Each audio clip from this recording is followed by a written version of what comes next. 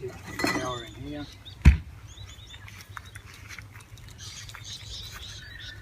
This particular fridge, which is the companion, bit of a cheaper one, most people got the Angles or the Wacos. This just has a cigarette lighter socket. You can plug it straight into the cigarette lighter socket, or alligator clips.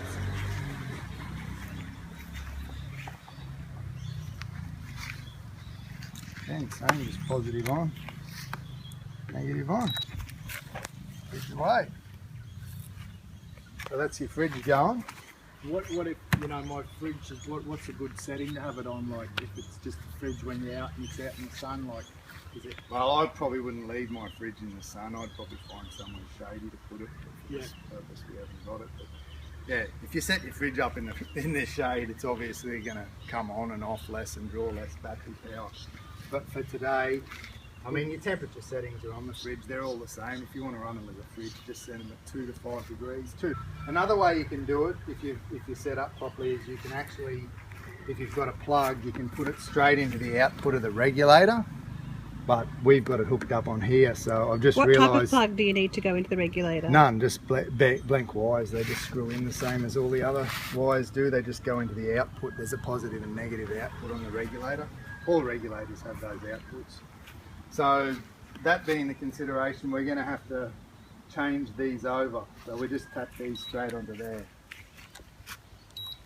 Because you want to hook up an inverter and run a tally and a fan, so we're going to need to put this on here.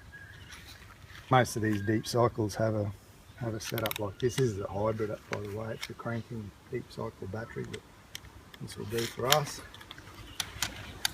So I should have put the first? positive on there first, but I didn't do that either.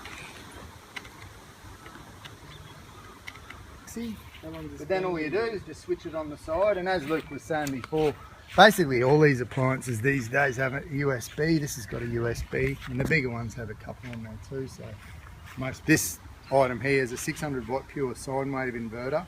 It makes 240 volts of power out of 12 volts. So that just allows you to run all your 240 volt appliances. So we wanted to run a few today, so we've just bought ourselves a bank here. My phone's getting a bit flat. How do I charge it? Can I just You can plug it in there, yeah. Plug it in that USB there. Oh, that's a good idea. So we'll get our lights going. There's our Christmas lights.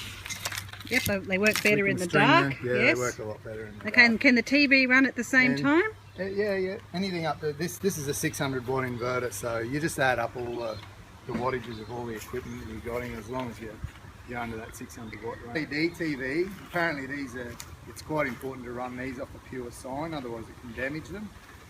So yeah, luckily we got a pure sine here, and yeah, being an LED, they're only a really low draw, 40 watts. Again, the fan's only about 40 watts, so we're well under 600. We've got a 600 watt pure sine wave plugged straight into the battery, or just hooked straight up to these terminals here, which in turn is through the USB charging a phone.